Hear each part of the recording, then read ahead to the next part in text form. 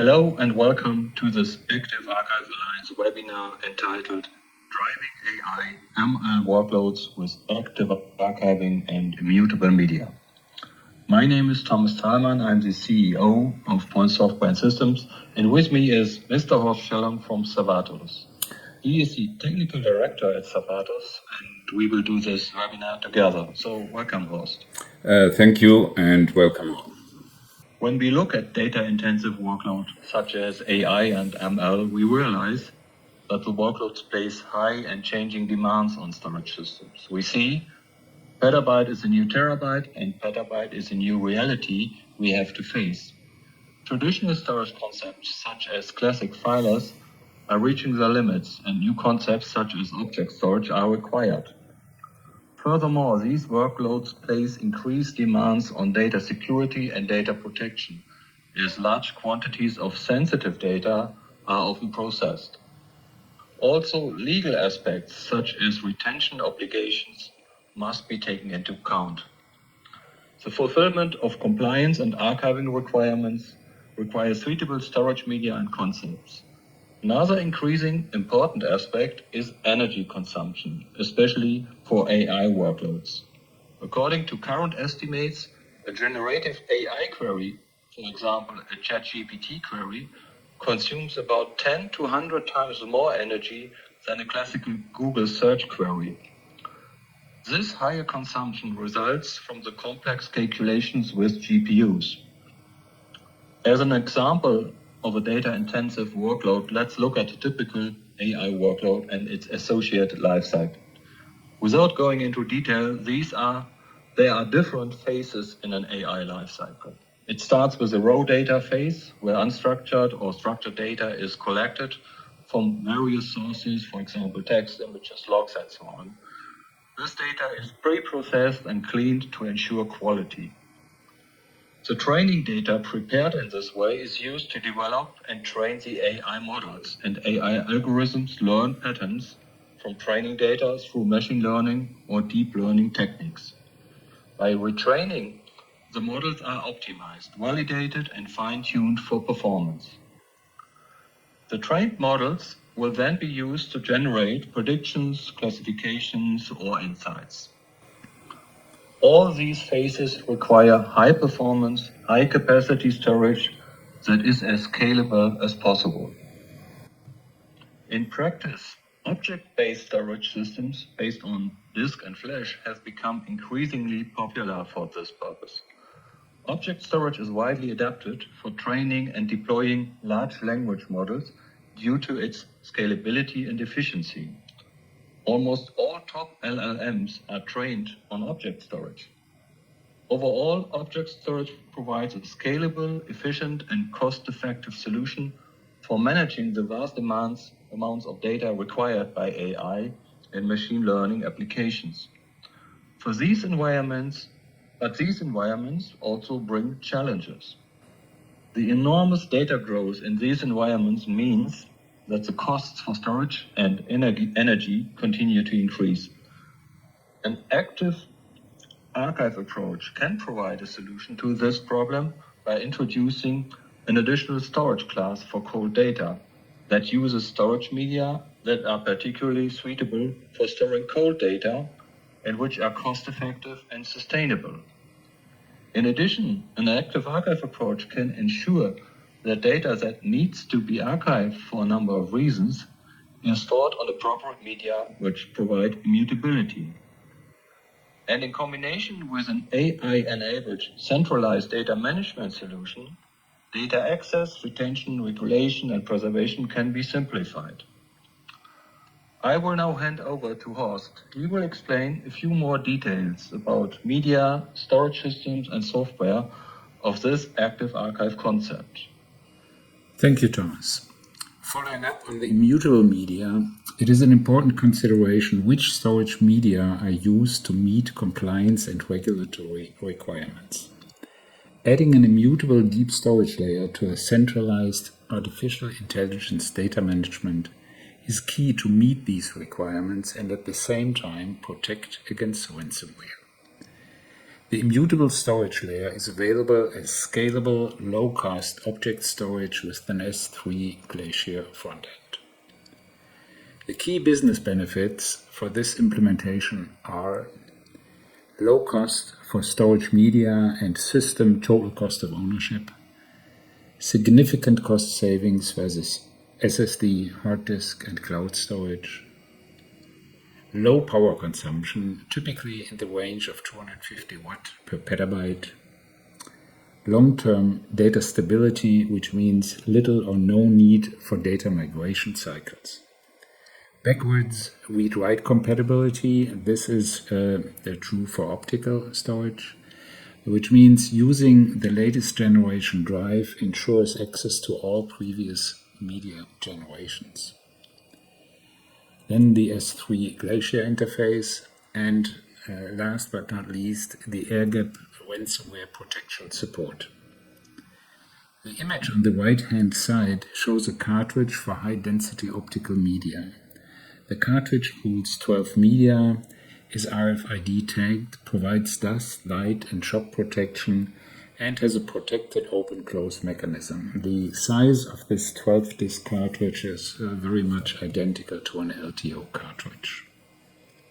Immutable archive technology is utilizing tape and optical media cartridges. The cartridges are stored in scalable libraries and accessed via an S3 Glacier front-end storage interface. This S3 Glacier front-end supports the integration, for instance steering, with other object storage systems in the artificial intelligence storage workflow, including on-prem, cloud, and hybrid environments. LTO and IBM 3592 tapes, as well as new high-density optical technologies, are used in library systems. Tape libraries range from 700 terabytes to hundreds of petabytes, even into the exabytes. Key characteristics for tape storage: sequential read-write after media load, high 400 megabyte per second per drive transfer rate. Immutability is achieved through a combination of hardware features and logical write-once mechanisms. Once written, tape drive firmware prevents alteration and deletion. Software options for policy-based tiering and retention management are available. The current LTO9 technology has cartridge capacity of 18 terabyte native, and the roadmap includes 5 more generations up to LTO14 with 576 terabyte native per cartridge. Optical libraries currently range from 100 terabytes up to multiple petabytes. Key characteristics for optical storage are random access to data after media load, but a lower transfer rate than tape. Higher access density through a high number of drives. Immutability is a physical medium characteristic. It is not a drive or firmware feature. Optical has a roadmap to more than 100 terabyte per cartridge, which is achieved with a folio media technology. The physical cartridge size for optical media with 12 media is very much the same as the size of the LTO cartridge. Optical also has a managed offline library option. Offline libraries have a robotic with an RFID reader, but they hold no drives. Offline libraries are compatible with the standard libraries. They accept the magazines from regular libraries. The exchangeable magazines hold either 24 or 36 cartridges and allow a quick swap of a significant capacity between offline and online libraries. The total capacity of an offline library is up to 7 petabyte when utilizing 1 terabyte media. The library power consumption is 50 watt, which is less than 10 watt per petabyte. Offline libraries are network attached.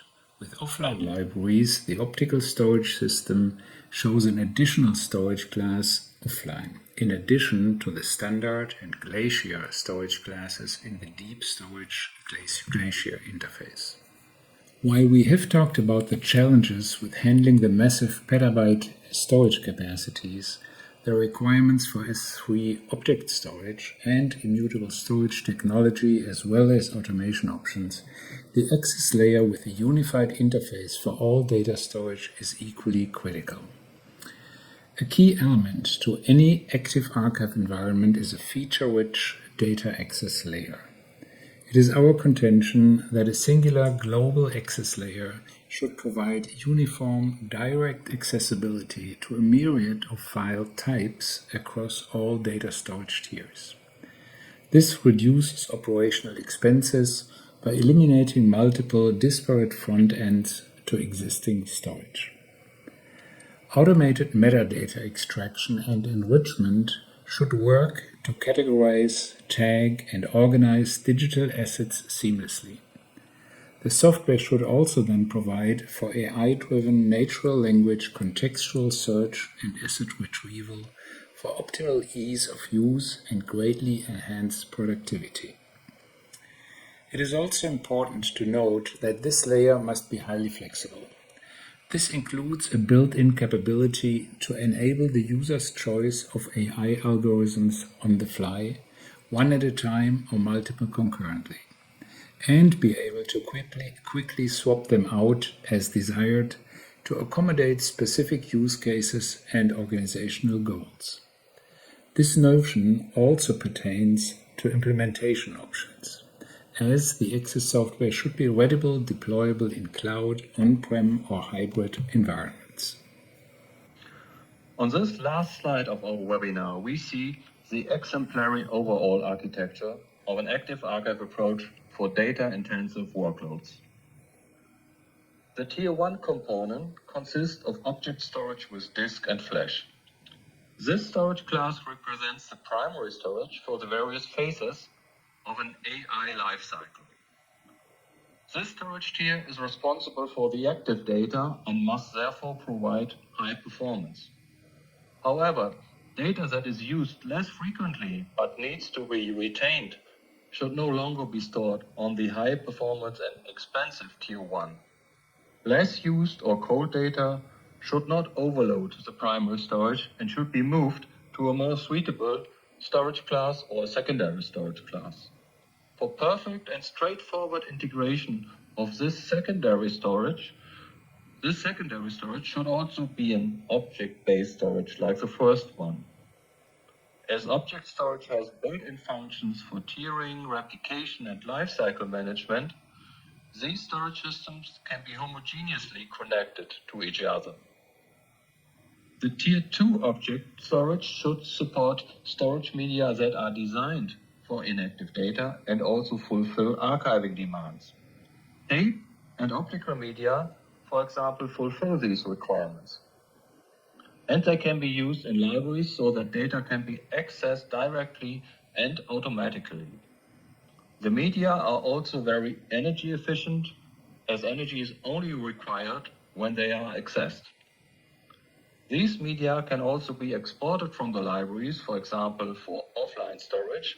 This way, an air gap is provided and data is optimally protected against ransomware.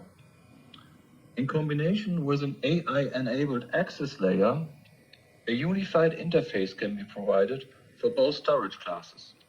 Such an interface can, for example, provide AI-driven natural language contextual search and retrieval, and many more functions to simplify access and retrieval. With this exemplary architecture, we have come to the end of our webinar and would like to thank you for your interest. For any further questions, please contact PoINT and Servatos, or as well all other members of the Active Archive Alliance. So thank you for joining and goodbye.